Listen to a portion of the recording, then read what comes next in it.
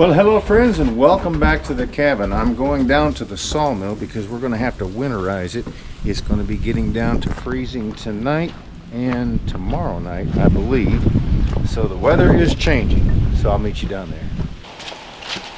Well, we got to turn the tap off. Take this off. You know, I really hate to dump all that out because I mixed it up, but I thought that I would get it all used before it got cold, but anyway, we'll get this set up here. Anyway, we'll get this set up with some antifreeze and get it winterized so that it doesn't crack our jug. I got 4 of these jugs because I didn't know if that was 4 or 5 gallons. So we'll get this poured in there and I guess we'll find out. It may be 5 as I'm looking at it.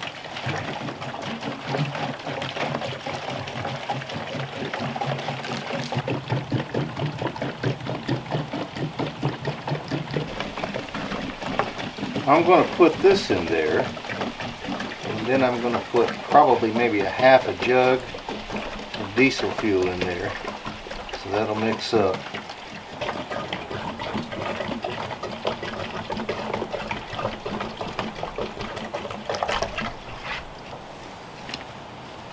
Alright, I'll let what water I can drain out of that.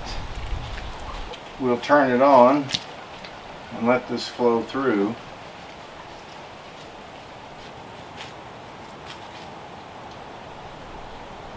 Alright, what I wanted to see was pink in that tube and pink in that tube right there. Well friends, we've got this winterized. Just taking that off there and draining the water out of it. There's nothing else. There's no other fluids in here besides gasoline and oil. So that's what winterizes the sawmill there, but at least if it gets down to freezing, we won't have to worry about it. Well, I thought I would come in and take a short break, but I guess you can tell by the looks on the table right here what we have been up to here at the Outpost, and you'll see that in an upcoming video. But we have been doing some wiring here at the cabin, primarily trying to clear all the ends so that when we get the juice shack hooked up here, even though I will have a main breaker, I'll be able to, you know, not worry about energizing the cabin because all of the ends will be cleared. And how do you do that? Well, you put receptacles and light switches on the end of it. I don't know where I got these, but I happened to come up with 3 of these light switches, so I think I'll probably work on that later on today and put those in. I have to have 32 receptacles, it's 15 light switches and 20 sconces that I'm going to make up to hang on the wall that will be the lighting for the cabin. Right now I'm using the ceiling fans, the lights that are on those. But I'm going to have to purchase quite a bit more to go here in the cabin. I'll tell you, this, it's nickel and diming me to death. They're not expensive, but I just have to have so many of them, you know, and then all the work required to install those, right? So that should probably, I don't know, gosh, that might take me a week to get all of that done.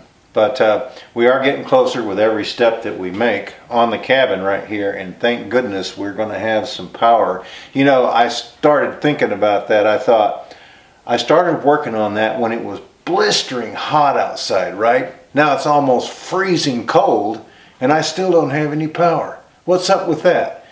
No, it's taken me, you know, some time to dig all the holes, pour the concrete, build the arrays, you know, do the same thing with the juice shack out there, digging the lines in, pulling wire and all that. You know, it takes time. And I knew it would in the beginning, but it has to be done, you know. And situating the electronics out there kind of like in the middle of the homestead was the best idea that we could come up with to distribute power and not have to crisscross constantly, you know, when we were going somewhere. Besides, I couldn't have put the array that far down there because it has to be within so many feet of the equipment, you know, or it doesn't work properly because you have too much voltage drop in the DC current that's coming up towards the inverter. So yeah, we're going to have to take a line down to the workshop still. I've got to do that, which I'll probably do that next year, but more importantly, I think we're going to start, like I said before, working on a rain catchment system next year, because if we can get this power in here and get the water in here, then this cabin is pretty much done, because it's right now, you know, I'm living here, right? It's self-sufficient as it is, but that's with me carrying water and generating power with the generator. So once the solar panels are hooked up, once the water's taken care of, I think the cabin is pretty much, you know, and the baseboards and all this wiring done, the cabin will be, for the most part, it'll be finished. And guys, we want to thank you so much for sending in all the comments on both channels. Actually, if you're watching both of them, yeah, you don't realize how much it helps to, it's considered engagement. You don't know how much it helps to help promote that video through YouTube. So thanks so much for sending in the comments. Well, I've got the first string tied in to the ground. I thought I'd take you down here and show you.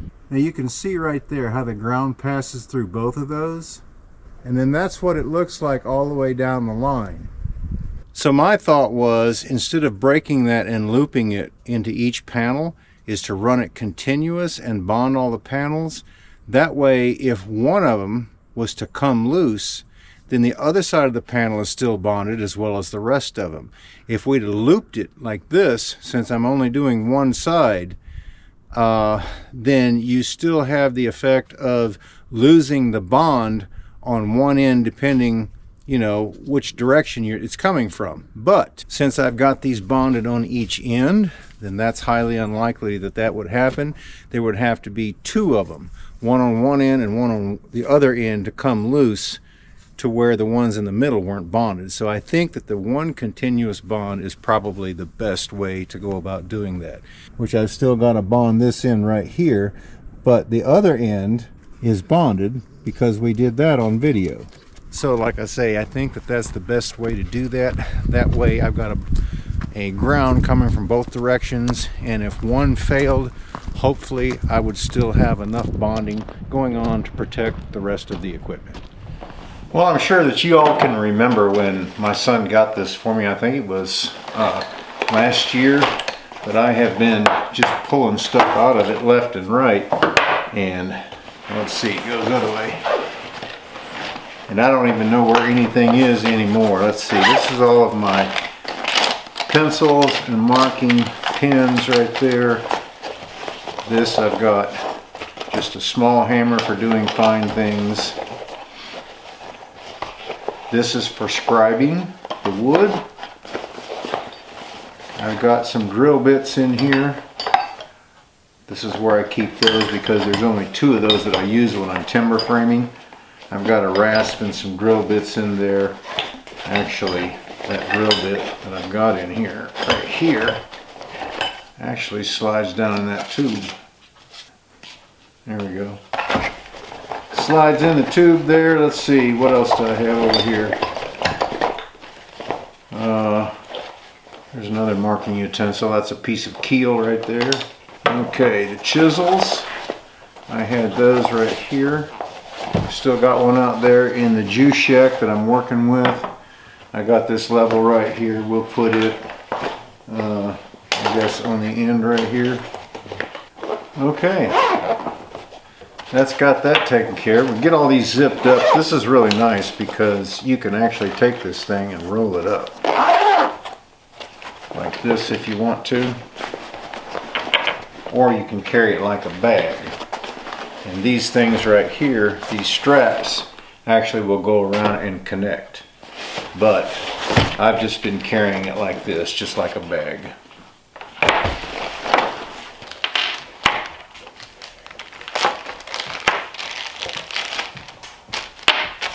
Well, I know that you all are aware that one of the brake shoes came off the sawmill down there, which is this right here. My son ordered me a new one.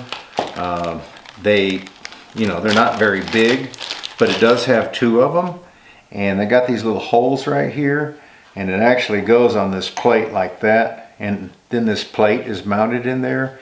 What happened was one of the nuts on the bottom came off, and it was only being held in there by one when it got turned sideways like that in there, and this bolt actually fell out. So the whole cause of the problem was losing that little bitty bolt on the bottom. And when this came in, it was minus the bolts. So, I mean minus the nuts. So we called them back, and they're rush shipping those. They said they don't know how they didn't get sent, but you know, accidents happen, just like this right here. Okay, nuts, you know, things like that, bolts a lot of times vibrate loose on machinery. And when I get it, I asked them if they use stuff like Loctite, and they said that they do. So I'll get some of the blue and put a little dot on there, or one of those little Teflon nuts that's got a nut that's got the Teflon inside of it. That way it doesn't back off.